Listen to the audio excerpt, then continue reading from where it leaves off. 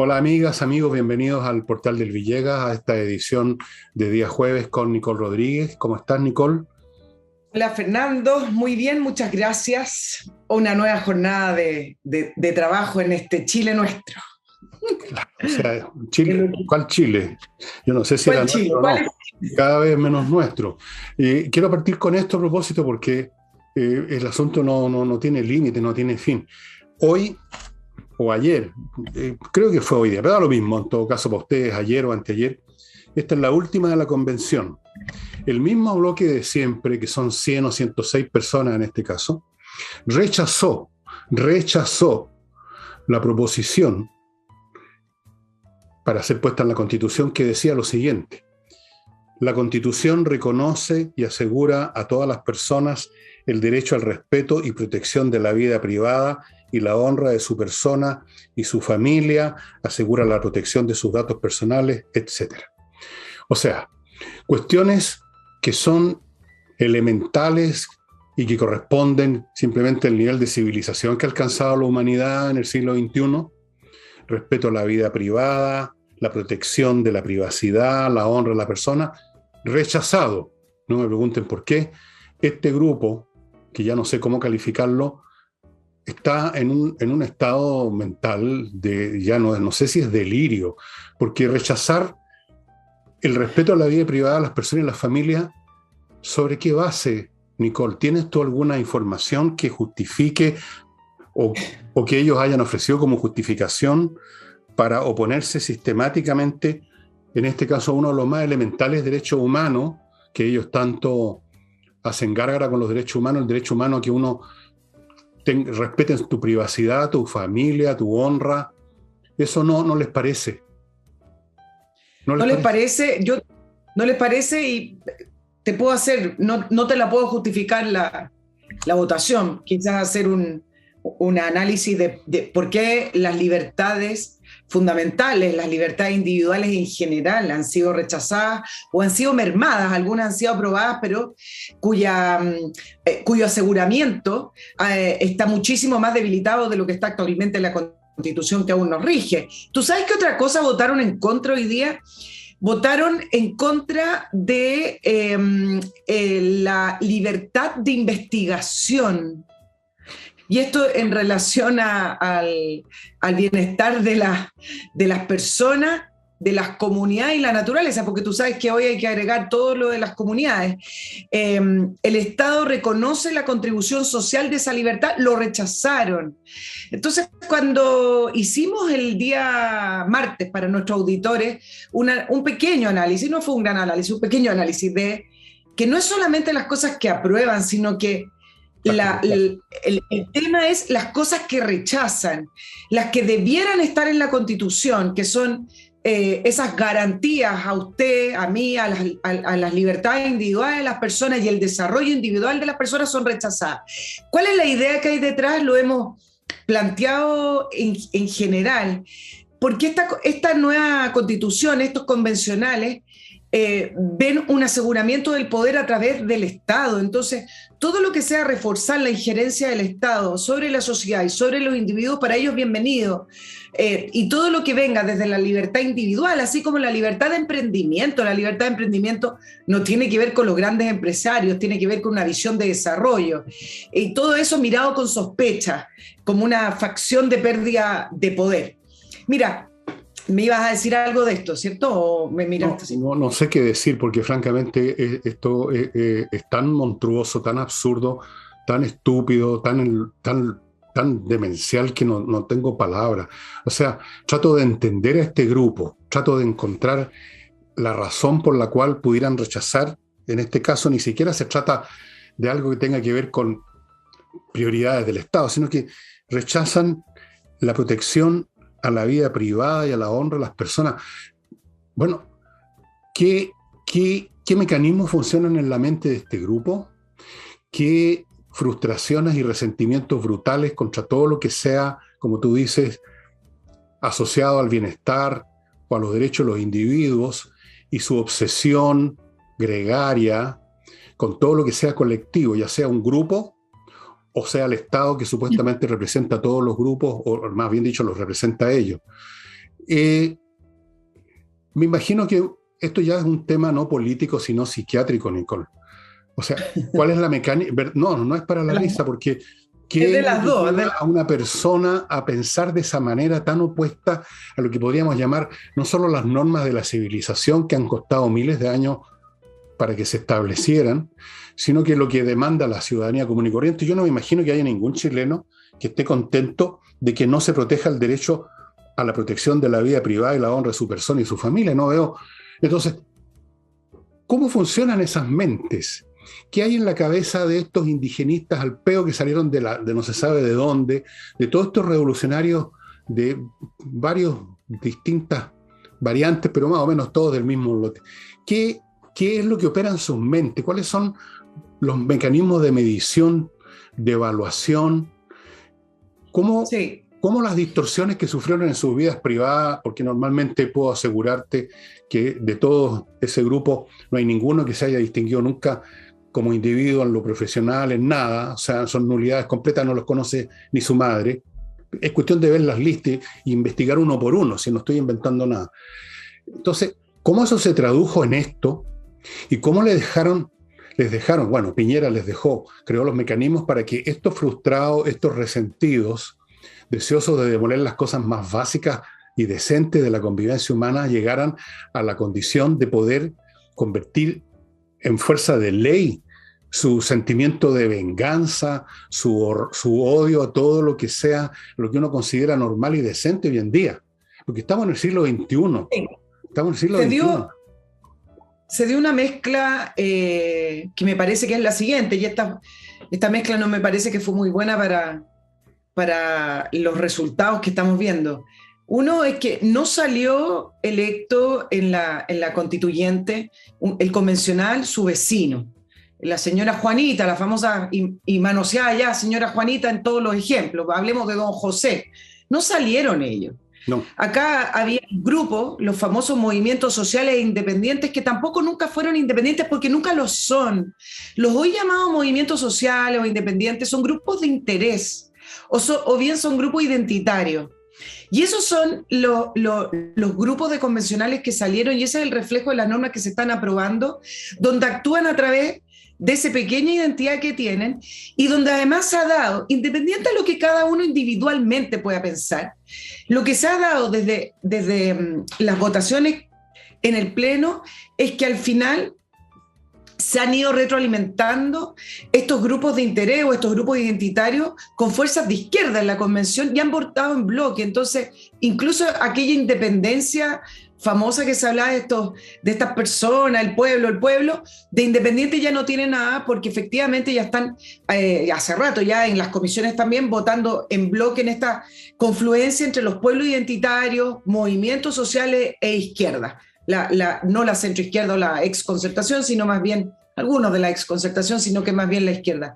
Y eso es lo que se ha dado, porque han tenido una idea. Mira, lo deberíamos tratar en algún programa, las corrientes izquierdistas latinoamericanas, y esto no es por decir la izquierda o la derecha. En Latinoamérica hay una corriente muy fuerte indigenista y de grupos identitarios, donde hay raíces intelectuales que fueron penetrando en nuestro país. A lo mejor no los veíamos porque no existía se veían en algunas universidades, pero a lo mejor no lo veíamos de esta manera y amplificado de esta manera porque tenemos la oportunidad de discutir la Constitución. Esto no viene de la nada, esto no viene porque se les ocurrió, acá hay proyectos, acá hay ideas y hay raíces filosóficas de esto, el Estado plurinacional, por ejemplo, que hay autores intelectuales como García Linera en Bolivia. Si ustedes ven los asesores, por ejemplo, que tienen algunos convencionales, en el caso de la señora Loncón, tú sabes que uno de sus asesores es el hijo de la embajadora venezolana, la embajadora madurista en Bolivia, que ha escrito una serie de textos con respecto al Estado plurinacional. Entonces, las cosas no son espontáneas, no aparecieron de la nada. Todos tienen explicación si uno va viendo quiénes están detrás o desde dónde vienen sus pensamientos, tratando de explicarnos cómo es que no se aprueban ciertas normas y sí se aprueban otras. Evidentemente que hay una base en esto. Todas estas masas directas o indirectamente asociadas con los llamados pueblos originarios, ya sea que efectivamente sean o no sean de ese origen las personas. Normalmente los intelectuales son de tercera fila. En general es un mundo de fracasados, esa es la verdad. El primer análisis penetrante que se hizo de esta mentalidad del de abajo en América Latina, lleno de frustraciones y tratando de escupir para todos lados y de patear todo, lo hizo ese gran intelectual mexicano y poeta que era Octavio Paz. Y el libro se llama El laberinto de la soledad, donde está pintado ahí la mentalidad del mexicano rasca que se va, en este caso específico, a Estados Unidos, y es un pobre diablo en su país y más pobre diablo en Estados Unidos, y trata de compensar esta especie de derrota histórica de esos pueblos originarios, esta subordinación, el hecho de que se enfrentaron con una civilización superior, simplemente por último tecnológicamente hablando, y que fueron derrotados, fueron aplastados, y eso queda como un pecado capital que dura por generaciones y genera las situaciones en que viven y genera un resentimiento parido que, como no se puede expresar abiertamente porque eres un sometido, porque eres de abajo, porque no tienes poder, porque eres un pobre diablo, se expresa en cosas menores, el sacar pecho, el escupirte al suelo cuando vas pasando, el rayarte el auto, en fin. Todo eso está súper bien examinado por Octavio Paz, que obviamente era un intelectual detestado por los marxistas mexicanos y de otras partes de América Latina, un tipo totalmente fuera de la onda. Los intelectuales en general son seres bastante oportunistas muchas veces, especialmente si son de segunda selección nomás, y se apegan siempre a estas ondas progre. Incluso Jean-Paul Sartre y otros intelectuales franceses de mucho más calidad se unieron también. No así Octavio Paz. Así que claro, esto tiene una base sociológica, cultural, histórica y personal. Porque te repito, si tú estudias uno por uno a todas estas personas que tú mencionaste y todos los demás de ese grupo, vas a ver que lo que ahí reina es una historia de humillaciones en algunos casos, de sentir que si no ellos, sus padres, de fracaso, de que les fue más o menos en la vida, de que nadie los ubica, que no llegaron a ninguna parte. Otro ejemplo, y aquí termino perfecto de esto, ustedes pueden estudiarlo en cualquier libro de historia, es uno de estos intelectuales franceses, Marat.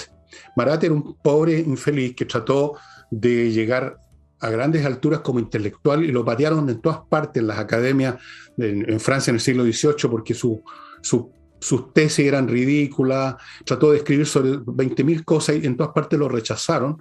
Entonces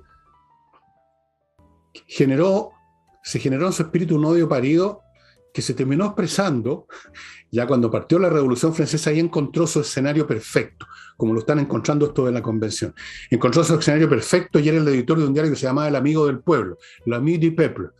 Y todo lo que hacía todos los días era pedir cabezas, era pedir que mataran a fulano, a sutano, a mengano. Era un tipo repleto de odio. Fue el que lo mató Charlotte Corday en la bañera, porque estaba tan lleno de resentimiento que se estaba pudriendo físicamente, estaba lleno de pústula. Así que vivía, no es verdad, vivía entre una tina. Hay un famoso cuadro de David en que se le ve tendido ahí en la tina, ¿no es cierto?, después que lo acuchillaron. Entonces, la psicología de esta gente efectivamente tiene una raíz que uno la ve emerger por todas partes y por supuesto tiene un origen clarísimo. Y esa psicología va contagiando una dinámica grupal, porque cuando uno lee el ambiente interno que se vive en la convención, es un ambiente primero de agresiones verbales, cancelaciones. Mira las veces que han pasado el comité de ética, algunos generalmente constituyentes de la centro-derecha, por desinformar, porque no les gusta lo que informan. Hay amenazas. Hay amenazas en el momento de la votación, no solamente a través del WhatsApp, sino que también con grupos de presión que van físicamente a la convención a gritar y a amenazar a los convencionales cuando están votando en contra. Entonces, esa psicología individual se traslada finalmente a una dinámica grupal y eso se va contagiando y eso va finalmente incentivando también posturas más radicales, que yo creo que eso tú lo has explicado bien, Fernando, en la comparación que hace con la Revolución Francesa y otra. Entonces, al final de cuentas empieza esta dinámica extrema y entonces cuando tú te enfrentas a estas normas que a veces suenan de sentido común, como no las va a tener la Constitución, son rechazadas porque ya no quieren nada, solamente quieren Destruir. lo que ellos consideran que les ayudaría, claro, destruir y ayudar a lo que ellos llaman para poder tener una cuota de poder. Pero mira, a propósito de la convención, que era el primer tema que tenía preparado, ya hay reacciones con respecto al resultado de estas encuestas que analizamos el día martes, que dan un aumento por el rechazo y en algunos lo daban por ganador. Por ejemplo, algunas de las reacciones que ya se puede ver, parte de eslogans y campañas a favor del apruebo. Por ejemplo, la expresidenta Loncón en su Twitter ya está publicando reiteradamente hasta que la dignidad se haga constitución. Uno de los eslogans, una buena gráfica, así que me imagino que le ayudó alguna agencia o alguien encargado de los medios digitales. Después tiene, por ejemplo, el alcalde Char, que está utilizando la fecha de septiembre para poder relacionarla con el golpe militar, y entonces dice, apruebo un 11 de septiembre sin la constitución de un dictador. El punto es que... De veras, Charco. El punto es que ya se empieza a ver por dónde podría ir lo que va a ser la batalla comunicacional por las campañas del apruebo y rechazo. Otra medida, y esto es interesante, que tomó la mesa de la convención, es que decidieron que van a hacer rondas de trabajo con los alcaldes, con la asociación municipal. Y algunos dijeron, momentito, ¿qué tiene que hacer la mesa de la convención? De estar juntándose con otro poder, que son los alcaldes, con otro poder político para explicar las normas, como dicen ellos, y acá pareciera ser que tiene que ver con una ronda para ir buscando apoyos para que vaya aumentando el apruebo. Y ya voy como en el cuarto lugar.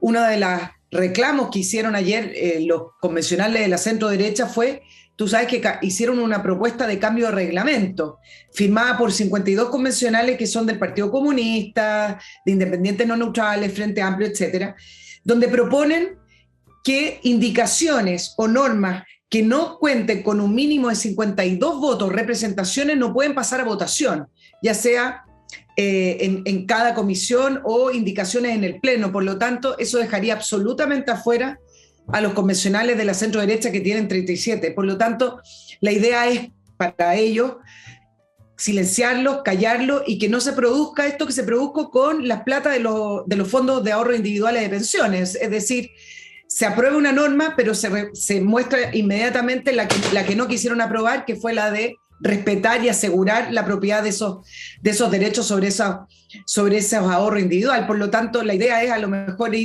no a lo mejor, seguramente ir acotando el debate y que no haya espacio para debatir y para estar en contra. Ese es el Partido Comunista. Ese es el concepto de democracia del Partido Comunista. Todo vale, como dijo un tontón por ahí en una columna. Bueno, ya me van a retar porque no lo hice al tiro del principio. El libro hoy día vi otra vez las estadísticas, sigue yéndose muy rápido. Hoy día nomás se fueron como 125, 130 hasta las 12 del día ejemplares. Así que si usted está interesado, ya sabe, elvillegas.cl/tienda, ahí está este libro. Está también de El Ciego, divertido, Quevedo. Hay otros libros míos más antiguos, pero entretenidos, no son políticos muchos de ellos, así que, o sea, no son ninguno de ellos políticos, así que tienen una vigencia o nunca la tuvieron, como ustedes quieran. Insurrección, amigos. Y ahora sí entro a mi primer bloque, que también se me estaba yendo. Les recuerdo que si ustedes quieren, a ver, ¿cómo lo digo? Tener una parte de sus recursos financieros en una forma palpable, tangible en sus manos, que usted guarda en su casa o eventualmente en una bóveda, vaya a compreoro.cl y compre oro o plata, o las dos cosas, en presentaciones muy diversas. Los lingotes de oro van desde estos chiquititos que les he mostrado muchas veces a unos más grandes. La plata también tiene distintas presentaciones, o puede comprar el oro en monedas, todo certificado. Y ya sabe, como son objetos físicos, usted los lleva donde quiere, a donde sea que los lleve se los van a comprar. Nadie va a mirar con cara de asco el oro ni la plata, y si no quiere tenerlos en su casa o en su oficina o escondidos por algún lado, déjenlos en la bóveda impenetrable de compreoro.cl. Y a propósito, usted puede comprar esto yendo personalmente a hacerlo al Mall Plaza Los Dominicos, segundo piso. Ahí hay un local de compreoro.cl. Si tiene millas por sus viajes, ya sabe, se las van a borrar cualquier día. vaya a kmmillas.cl y véndalas, conviértalas en plata, dinero contante y sonante, kmmillas.cl, y a la pasada ayuda, ya saben, a la Unión de Amigos de los Animales. Y ya empezaron los días a ser menos calurosos. Yo estoy empezando a sentir de repente cuando salgo en la mañana a regar que está fresquito, y este es el momento, amigos, de comprar, de adquirir el sistema de climatización que entrega Miclimo. Lo mejor que hay, lo mejor. Olvídese del gas, de la parafina, la humareda que llegó, no pasó el camión del gas, olvídese de todo. Usted lo tiene en su casa instalado, depende solo de usted, habiendo electricidad, ni un problema, no hay olor, no hay ruido, filtra el aire, control remoto, conectado a internet, la temperatura que usted quiera. Olvídese del invierno como se olvidó del verano los que ya tienen miclimo.com. 2 premios internacionales, amigo, por algo será. Y otra opción financiera esta vez, invertir en Portugal. Así es, un país que está ofreciendo a través de la Cámara Chileno-Portuguesa acá en Chile un plan de inversiones súper interesante con un montón de beneficios. Les voy a nombrar solo el más importante, pero hay varios más. La Golden Visa, que les permite residir con toda su familia en Portugal todo el tiempo que quiera, sea residente, no turista, ni 20 días, ni 3 meses, todo el tiempo que quiera. Y residir en Portugal significa residir en Europa en última instancia. Condición: la inversión mínima son 280.000 euros. No, yo no los tengo, pero si usted los tiene y quiere invertir fuera del país, Portugal es una muy buena idea, por estas opciones, además de irse a vivir tranquilamente a Portugal.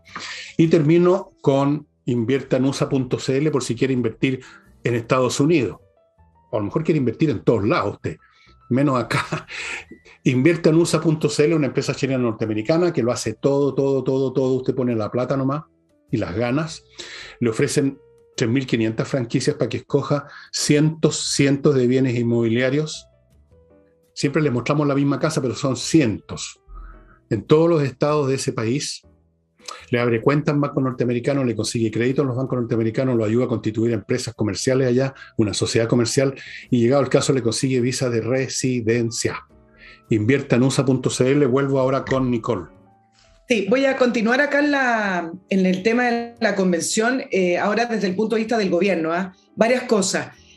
Uno ya puede notar el cambio de postura del presidente Gabriel Boric, donde ha estado respondiendo acerca de la convención directamente y donde al parecer la estrategia sería empezar a diferenciarse de lo que él no está de acuerdo con lo aprobado en la convención, por ejemplo, con respecto a mantener el Senado y algunas otras cosas. Ahora, el punto es que tiene una doble mirada esta estrategia, porque el gobierno, lo quiera o no, aunque lo quiere, en realidad uno dice lo quiera o no, pero abiertamente lo han dicho, está estrechamente ligado al resultado de la convención. No solamente el gobierno y su viabilidad y su gobernabilidad, sino que también su programa de gobierno. Jackson lo dijo, necesitan la nueva constitución para llevar adelante las grandes transformaciones. Lo ha dicho también la ministra del Interior, Isquia Siches, que dice que es necesario este nuevo pacto. Entonces, están íntimamente ligados. Ahora, la estrategia con respecto al presidente Boric me parece que es intentar, pero no es imposible que lo logre porque no tiene ninguna injerencia, pero intentar influir en lo que podría ser en los próximos meses la discusión de la convención, pero lo deja ahí. Y por otro lado, blindarlo en el caso de que fuera un rechazo, ya que él así estaría informando, comunicando con las cosas que él no está de acuerdo y por lo tanto así se desliga de cierta manera del resultado, algo que también es muy difícil. Lo de la fecha del plebiscito también no es menor, porque el gobierno se saltó el reglamento, hay que decirlo derechamente, ayer informando que el plebiscito sería el 4 de septiembre.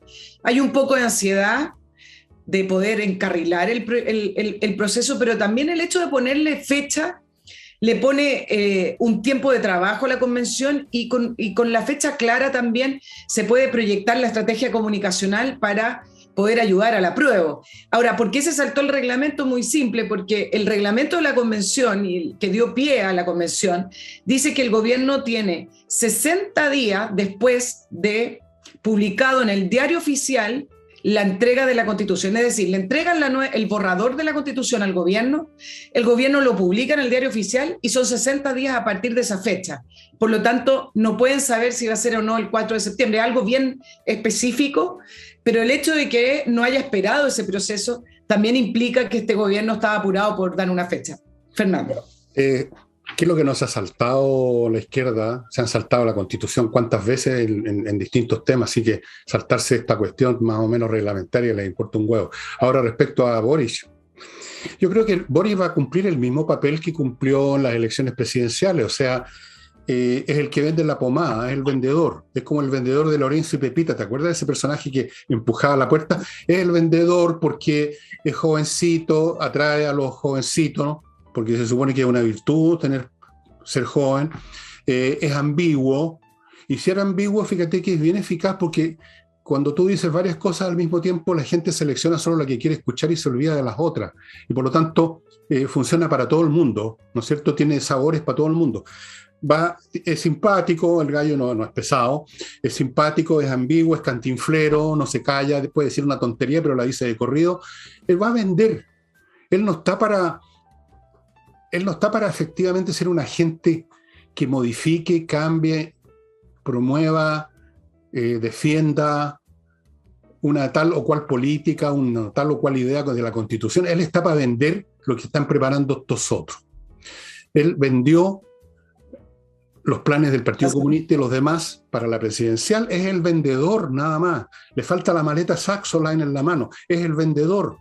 Entonces, lo que va a hacer va a cantinflear, que es su especialidad, y va a tratar de, como dije ayer, de envolver estas proposiciones demenciales con un lenguaje ambiguo que sirva para pasarla, digamos, como lubricar el supositorio, digamos, un supositorio un poquito grande, un poquito duro, entonces le metís harta vaselina.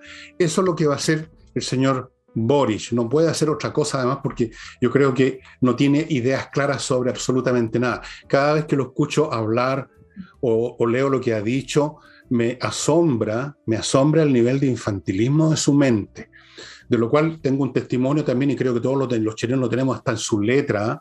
Cualquier grafólogo te dice que esa es la letra de un cabro chico. Y vacilante, de repente las letras para la izquierda, de repente inclinadas para la derecha, de repente grandes, chicas, la línea oscila. ¡Wow! Un grafólogo profesional podría decirte mucho sobre esa letra.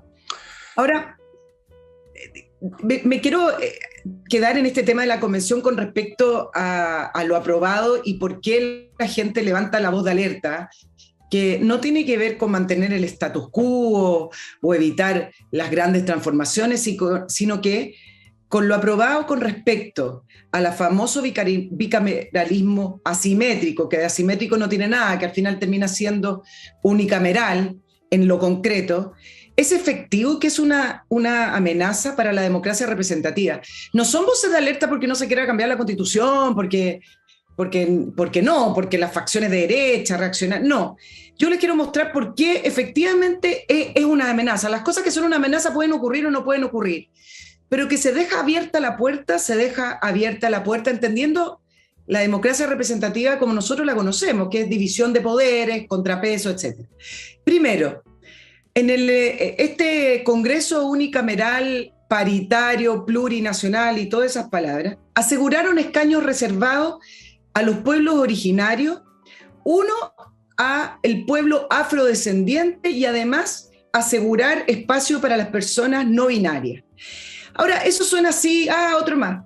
¿Qué significa políticamente reservarle escaños reservados a los pueblos originarios, y uno a los afrodescendientes?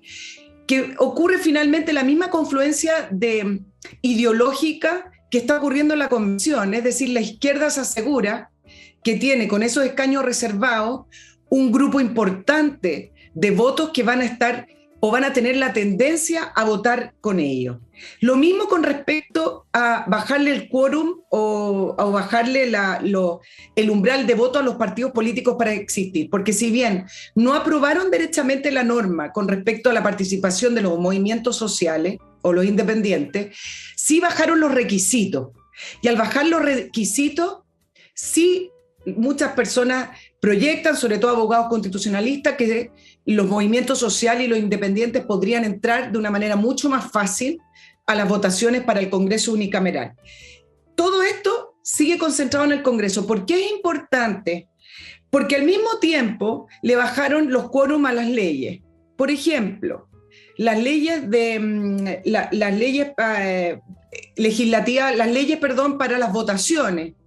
Todo lo que significa elecciones quedó en quórum simple, lo que significa que una mayoría puede cambiar los requisitos para unas elecciones de un minuto a otro aprobando esas leyes. Pueden cambiar distritos, pueden cambiar cantidad de puestos a elegir, pueden cambiar los números, etc. Y junto con concentrar ese poder específico que les acabo de explicar, ¿qué es lo que hicieron, por ejemplo, con la justicia? Y acá empieza la letra chica. Al cambiar el poder judicial, al cambiarlo por un sistema nacional de justicia, que va a ser administrado por un Consejo Nacional de Justicia, por el momento con 17 miembros, es el Congreso el que elige directamente 6 miembros, más escaños reservados para los pueblos originarios, que se les calculó que ya tienen asegurado un 35% de injerencia en el nuevo Sistema Nacional de Justicia. Es decir, un órgano totalmente politizado. La Fiscalía Nacional, chao, ya no hay fiscal nacional, sería un consejo superior de 7 personas, 3 directamente elegidos por el Congreso, también paritario y con escaños reservados. Sería como una especie de órgano colegiado, pero también politizado. El Contralor, nombrado por el Congreso. Banco Central, votado por el Congreso con otras atribuciones y otras funciones, además de las que tiene actualmente, que también le imprime criterios políticos a las labores. Fin del Tribunal Constitucional, ya está aprobado, sería una Corte Constitucional, también sus miembros elegidos por el Congreso. Se incorporaron cupos de pueblo originario a todas las instituciones del Estado y el famoso quórum simple. Entonces, no se trata de decir, no, uno está en contra de esto, se trata que el diseño, y acá no es que no sepan lo que están haciendo, yo lo dije el martes, no se entiende, esta constitución es una chacra, han dicho una sopa indigerible, una cazuela, no. Yo creo que acá hay un diseño bastante claro, que es la concentración del poder en un Congreso prácticamente unicameral, donde las mayorías van a poder gobernar. Y ese es el guión, Fernando, ese es el guión que han seguido todas las dictaduras, no solamente latinoamericanas, sino que, por ejemplo, en Europa, como en el caso de Orbán, que acaba de salir de nuevo electo en Hungría, por 4ª vez, donde desde que ha sido electo se ha dedicado a reformar la Constitución, cambiar las leyes de quórum, cambió el Tribunal Constitucional, cambió el Banco Central. Es el mismo guión para todos. Rusia también. Rusia también. Rusia. Bolivia, ¿cuántas veces eligieron al Evo Morales? Tuvo que hacerle una especie de golpe de Estado para terminar. Estuvo 14 años y solo por esas situaciones históricas que habría que seguir analizando, se levantaron los militares a decirle no más, porque él, para poder volver a reelegirse, después de un plebiscito que le dijeron que no, dijo que era derecho humano para cualquier persona poder presentarse a elecciones. Ahora esta gente no tiene medida porque están, lo he dicho 1.000.000 de veces y lo voy a decir 1.000.000 una vez. Esto es una revolución y todo vale, todo. Si te acompaña el pueblo en lo que tú quieres, estupendo, pero si no te acompaña, tú te impones. Y para imponerte creas nuevos sistemas electorales, vas apoderándote de las instituciones del Estado, vas generando todas estas mecánicas que tú has detallado para finalmente salir con la tuya. Aquí no se trata de qué es lo que piensa realmente el país, cómo averiguamos lo que desea y hacemos lo que desea. No, aquí se trata de imponerle lo que desea al público, al pueblo, mencionándolo a cada momento. El pueblo chileno, por ejemplo, le gustaría, yo creo, en su totalidad, salvo a alguien desquiciado, que se respete su honra y su familia, pero eso no interesa si acaso por algún motivo, que yo desconozco en este momento, tú dijiste que era la cosa de restringir todas las libertades individuales, probablemente va por ese lado. Entonces, tampoco se acepta eso.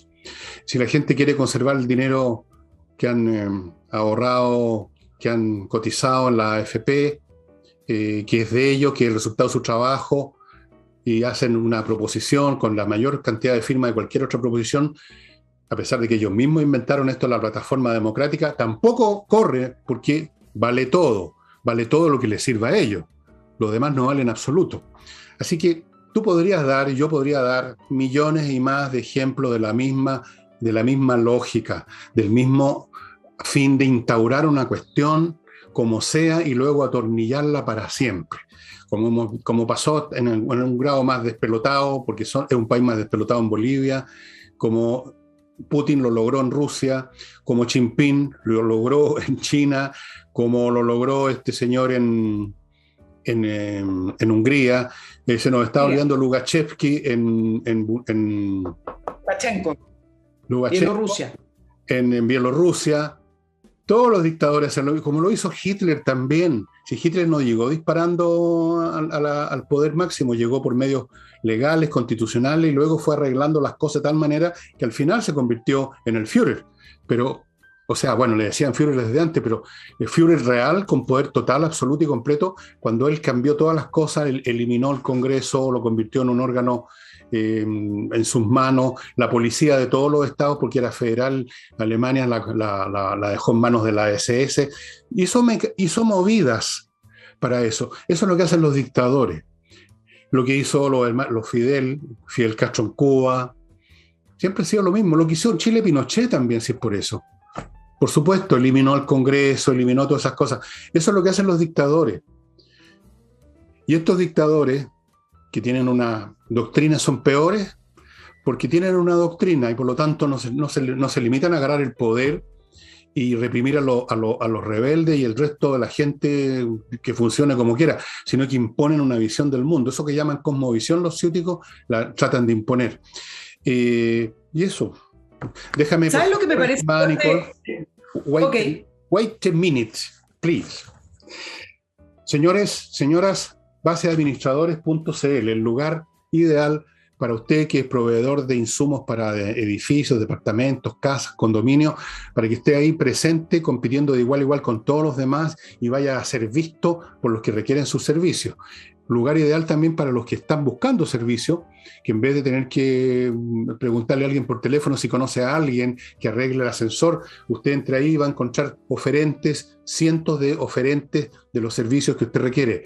Baseadministradores.cl. Continúo con AutoWolf. Yo debería llamarlos porque mi auto ya parece gallinero. Su carrocería, amigo, que está fea, que está abollada, que está despintada, que está como las pelotas. AutoWolf. Van a su casa y en un día lo dejan tiquitaca. Ante sus ojos. La calidad del trabajo es total porque usted está mirando lo que hacen. Garantizado un año el trabajo. AutoWolf.cl. Ahora, si su problema no es con el auto, sino que es legal, por un tema de herencia, por un tema de divorcio, por un tema de contrato, por un tema de esa clase, un tema civil me refiero, Salinas y Ojeda son los mejores abogados para este tipo de cosas porque se especializan y usted los ubica en salinasyojeda.cl, en ese sitio que ellos tienen excelente tasa de éxitos legales. Salinas y Ojeda, no se ponga en manos de cualquier abogado que le recomendó un primo. Salinas y Ojeda. Y termino con Patricia Stocker, que es patriciastocker.com, un bufete de abogados también, pero se dedican estos a registrar marcas en Chile y en el extranjero. Muy importante. Y ojo, este mes, abril, gratis le hacen el estudio de factibilidad de la inscripción de su marca. Gratis este mes. patriciastocker.com. Diga nomás entonces ahora, Nicole. Sí, me voy a ir con dos temitas que surgieron de la visita del presidente Gabriel Boric a Argentina. Uno, que le hizo una propuesta, y estas son las cosas del progresismo de hoy, en que de realidad no tiene nada, pero suena todo muy, muy bien. Le hizo una propuesta al presidente Alberto Fernández, también en futuro convocando a Bolivia, a Perú, para que entre los países latinoamericanos se ayuden con la crisis migratoria, y le planteó el presidente Fernández acordar cuotas migratorias que se extienda a otros países de la región. Mira la declaración final de buenas intenciones, lo que escribieron fue nada explícito con respecto a los migrantes venezolanos, pero se escribió que habrá fortalecimiento es que les gusta de la gobernanza de las migraciones de forma ordenada, segura, regular y responsabilidad, tanto binacional como regional, desde la perspectiva de los derechos humanos de los inmigrantes. Cantinfleo. ¿Ah? Bueno, este es el punto central del tema con Argentina. Chile tiene 2 millones de inmigrantes, más o menos los venezolanos en primer lugar ya superan los 500.000, los peruanos, haitianos.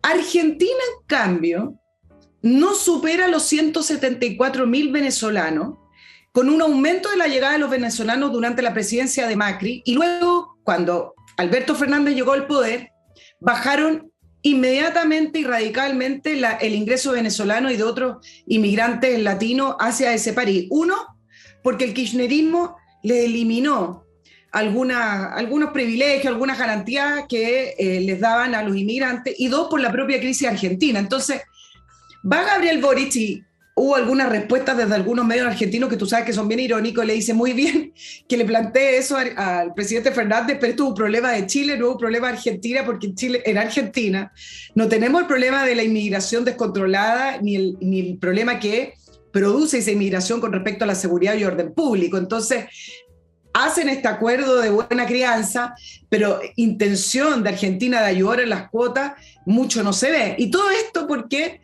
suena muy bien y dieron el ejemplo de Europa con respecto a las cuotas de migrantes que surgieron producto de la crisis de inmigración que comenzó el 2015, antes, pero el 2015 se hizo muy evidente con la inmigración, los refugiados sirios que salieron alrededor de 6 millones de sirios.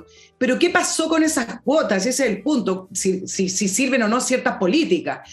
La Unión Europea, después de 3 años, decidió eliminar las cuotas migratorias, porque al final los integrantes de la Unión Europea en la evidencia no la estaban cumpliendo, eliminaron la obligatoriedad y escribieron en el acuerdo memorándum en la Unión Europea hablar de solidaridad a la carta, es decir, que cada país pudiera decidir cuánto podía recibir y si expulsaba o no a los ilegales. Entonces, este acuerdo de inmigración por cuotas que suena tan bien y que la Unión Europea levantó con Angela Merkel, producto de esta crisis de inmigrantes, en la práctica no tuvo mucho resultado. Bueno, es el palabreo de Boris, el palabreo de esta gente. Mucho palabreo que no significa nada, sonidos insignificantes. Y yo no me lo puedo tomar en serio, salvo por el daño que pueden hacer, eso sí que es serio. Dicho sea de paso, el tema de la inmigración se va a resolver en Chile cuando terminen de arruinar este país. Así que en ese sentido podríamos decir que el gobierno de Boris va a ser efectivo, porque ya nadie va a querer venirse a un barco que se hunde. Por eso que no llevan a Argentina. No estoy bromeando, ¿eh? Tú te sonríes, pero es la verdad. Así que en el fondo la doctrina, llamémosla la doctrina Boric. Empobrezcamos Chile tanto que ya nadie quiera venir, sino al contrario, se van a empezar a ir para otro lado los venezolanos. Cuando no encuentren pega, pierdan las que tengan. Dicho ese paso, yo los voy a echar de menos. A los venezolanos que conozco son los que trabajan, no conozco a los delincuentes, solo conozco a los que trabajan en los restaurantes, los que te traen paquetes a la casa, los que te atienden, son excelentes trabajadores, mucho mejores que los trabajadores chilenos. Por lo menos uno les entiende lo que hablan, además, ¿no? Y funcionan bien, son amables. Así que los voy a echar de menos, pero un día estos van a perder las pegas, como los chilenos también las van a perder. Y se van a mandar cambiar, así que ahí va a estar resuelto el problema de la inmigración.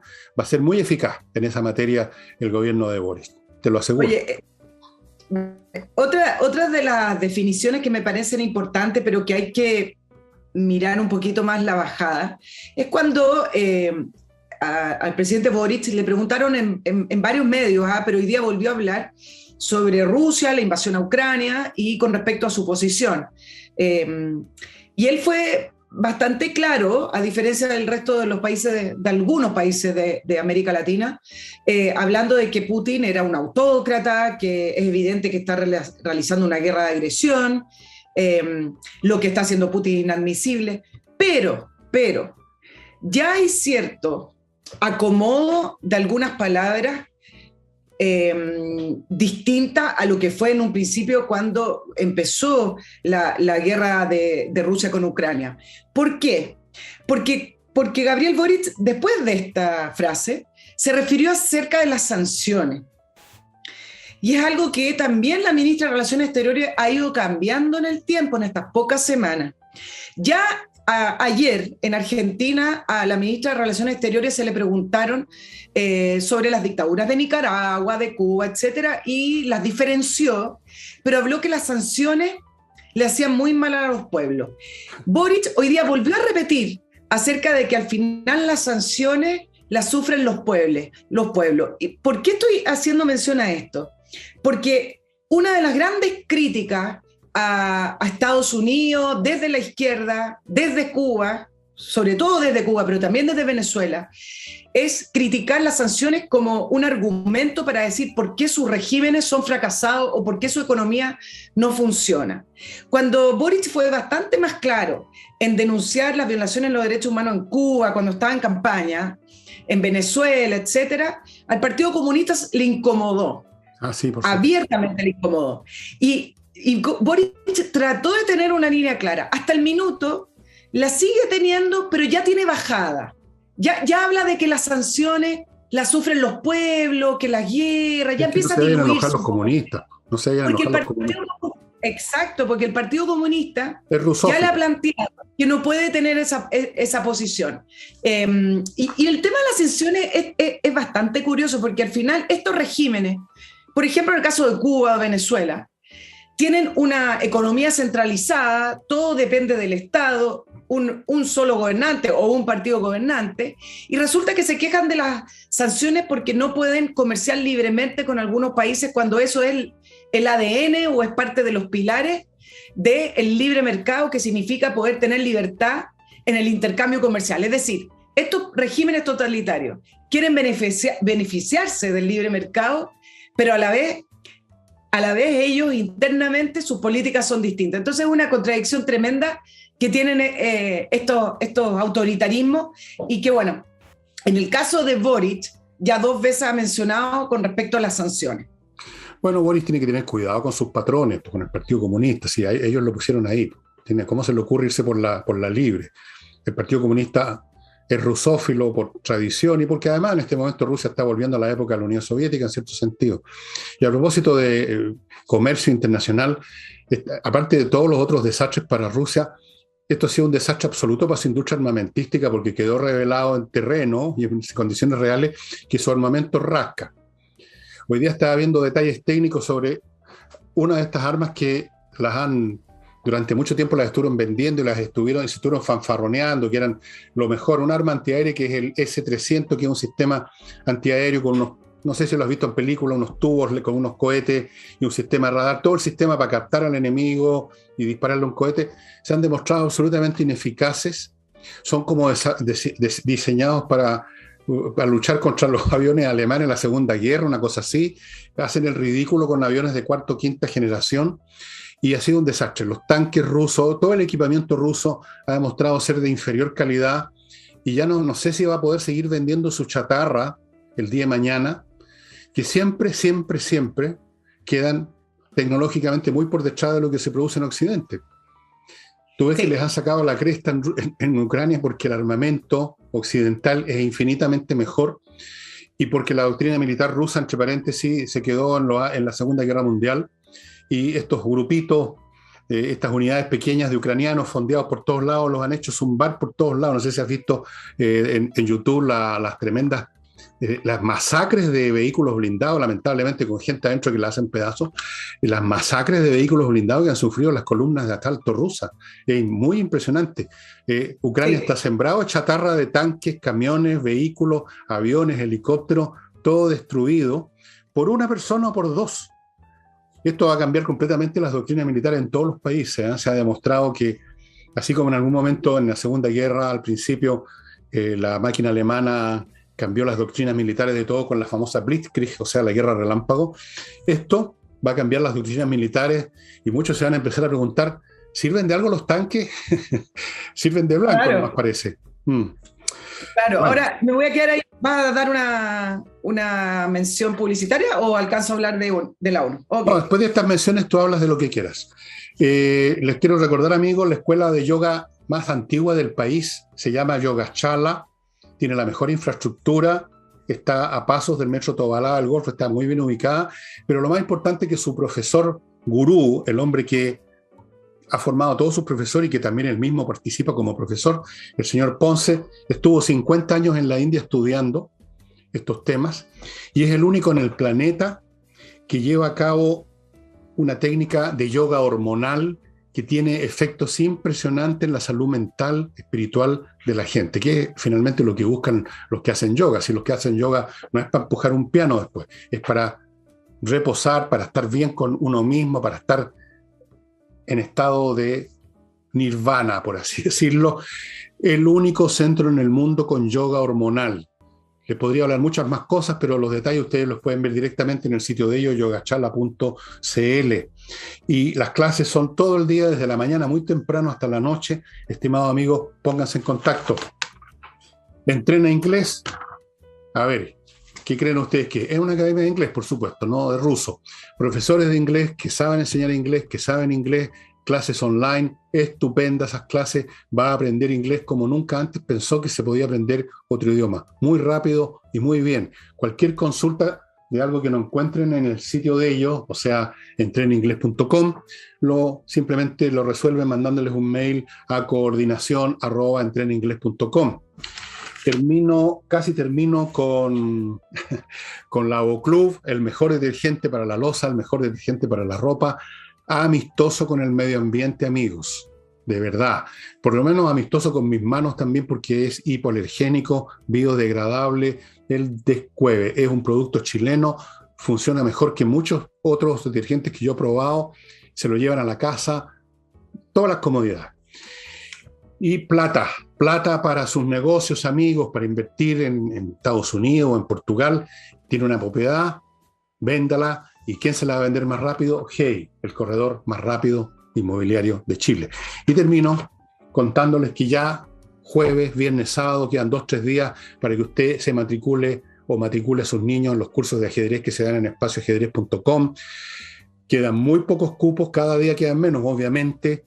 Todavía tiene plazo, pero ya esta semana es plazo final. Ya después simplemente no hay cupo y tampoco van a estar, digamos, no va a poder usted recuperar las clases. Si es que ahora o nunca, amigos, espacioajedrez.com. Y próximamente les voy a contar de un montón de novedades en productos que trae espacioajedrez.com. Ya se los voy a ir contando, yo creo que en mayo. Y ahora todo para usted, Nicole, hasta que termine el programa. Tenemos para rato, entonces. Mira, me voy a concentrar en el tema de Rusia y Ucrania porque están sucediendo muchas cosas a la vez que son interesantes. El martes estuvo Zelensky, el presidente de Ucrania, ante el Consejo de Seguridad de la ONU y dijo algo bastante importante con respecto a si estaban listos para cerrar la ONU. ¿O se acabó acaso el derecho internacional? Porque si no hacen algo, entonces cierran la ONU, y habló de la hipocresía, y habló de que entonces ¿para qué están estos organismos multilaterales? Y es efectivo que la pregunta es válida: ¿para qué están estos organismos multilaterales? ¿Por qué? Porque hay un grupo de países con sus representantes que llevan varias semanas juntando firmas para pedir la expulsión de Rusia del Consejo de Derechos Humanos. Rusia, el Consejo de Derechos Humanos tiene 47 miembros, son rotativos y duran 3 años. A Rusia todavía le queda hasta el 2025 y por primera vez, esto es inédito, se junta un grupo de países juntando firmas para pedir una expulsión.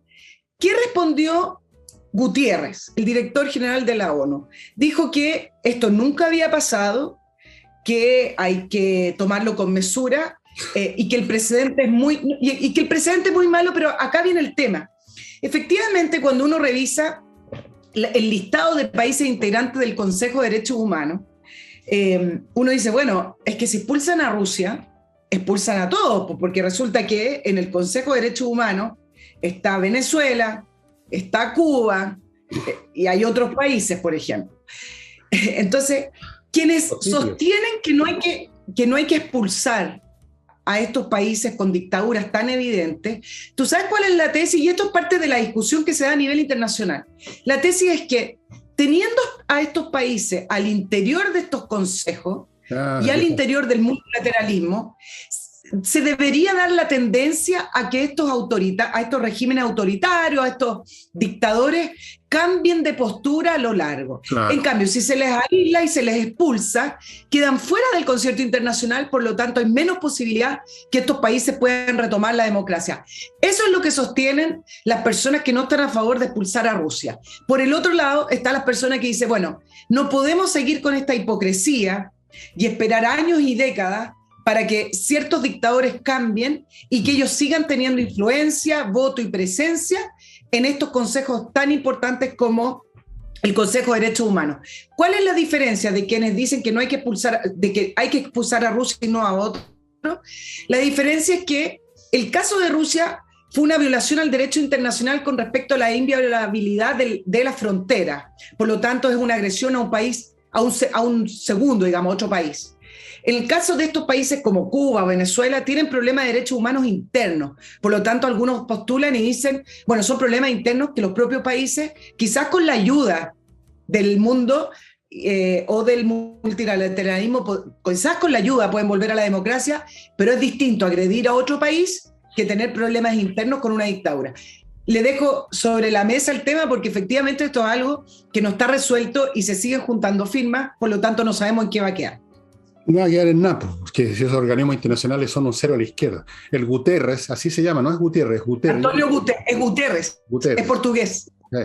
Es un bolsonudo, o sea, es el típico funcionario internacional pasado a poto, porque pasa sentado, cómodo.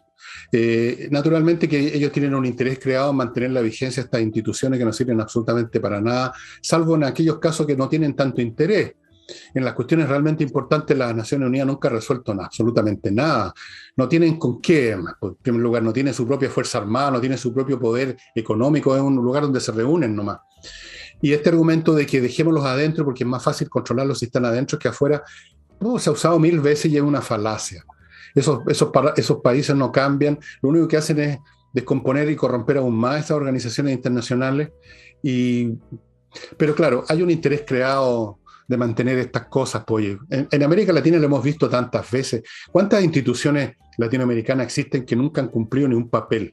Está la OEA, está el Prosur, de la cual se salió Chile, está el Mercosur, que ha sido un desastre desde el día 1, y sin embargo Chile quiere entrar ahí también, porque esta gente que llegó al gobierno, digamos, tienen mentalidad de los años 60 más o menos. Así que no me extraña en absoluto. Nunca han funcionado estas organizaciones internacionales, ni ahora ni en el pasado. Acuérdense de la Liga de las Naciones, después de la Primera Guerra Mundial, no sirvió para nada.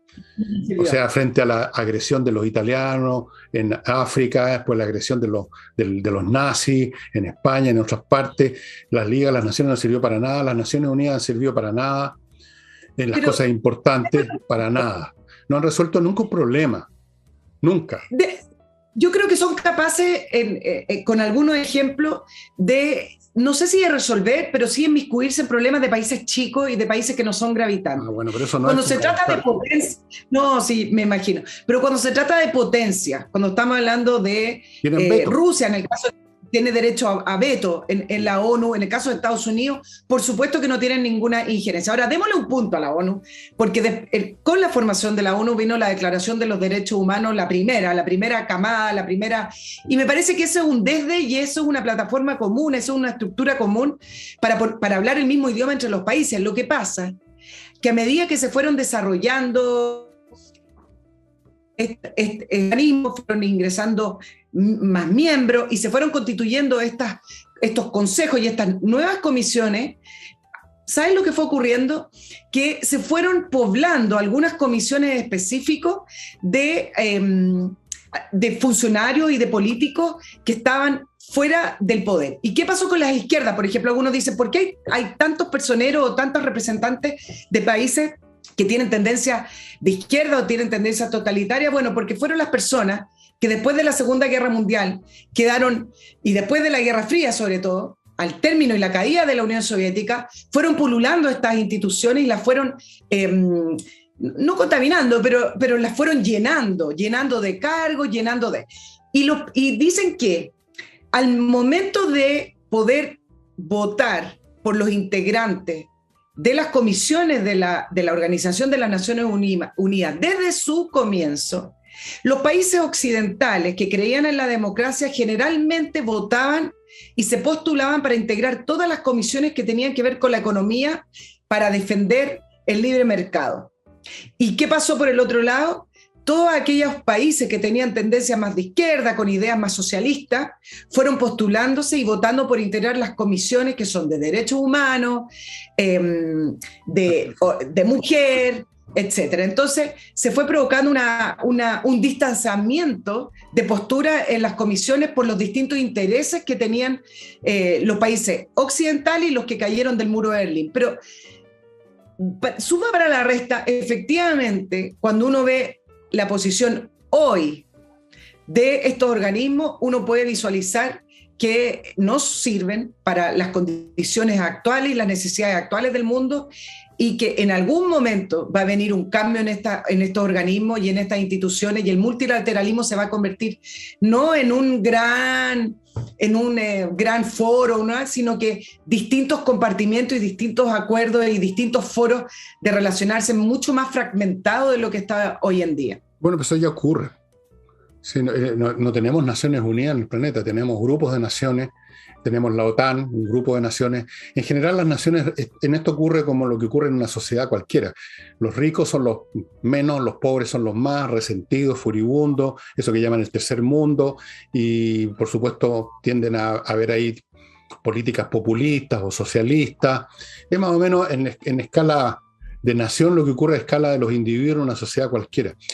Y yo no digo que echen abajo las Naciones Unidas, yo no tengo ningún programa sobre esa clase, es un lugar de encuentro, por último, para algo podrá servir eventualmente, pero muchísimo menos de lo que se pensó, y ahora ya completamente en manos de toda esta chusma de países chicos rasca, o francamente, digamos, detestables, como Irán y otros por el estilo, ahora Rusia. Entonces, en esos momentos en que esas fuerzas del mal aparecen con más vigor, se hace más notoria la inocuidad, la irrelevancia de las Naciones Unidas, las cosas que importan. Porque si acaso hay organismos como la UNESCO u otros que pueden tener algún servicio como cualquier organización, pero esa no es la razón de ser esencial y la quinta esencia de las Naciones Unidas. Las Naciones Unidas era para resolver temas importantes, esa es la función, no para tener programas para repartir agua en África o cosas así, por buenas que sean. Así que bien, pero en fin, oye, el programa terminado, estimada amiga, nos pasamos. ¿Acaso dar un dato? ¿Qué? Solo un datito, ¿tú sabes cómo comenzó el tema de pedir firmas para expulsar a un miembro por primera vez? Se dio con Afganistán. Tú sabes que Afganistán integra la Comisión ONU Mujeres. Afganistán. Con los talibanes que le cortaron la educación a las mujeres, y resulta que tiene la membresía de pertenecer a unas mujeres hasta el 2025. Y ahí empezó, hace algunos meses, la idea de empezar a recolectar firmas para expulsarlo, y no lo han podido expulsar porque no tienen la firma y porque tampoco está el precedente. Oye. Así que imagínense que los propios talibanes están en la Comisión de ONU Mujeres. Si estuviera vivo Adolf Hitler, lo habrían nombrado para presidente de la Comisión de Derechos Humanos. No, pero sí, exacto, claro, de todas maneras. Bueno, estimado amigo, el programa de hoy con doña Nicole Rodríguez ha llegado a su fin, así que vamos a proceder a las despedidas del caso. Nos estamos viendo el próximo martes. Nos veremos el próximo martes. A nuestros auditores, que estén muy bien y que tengan un lindo fin de semana. Eso.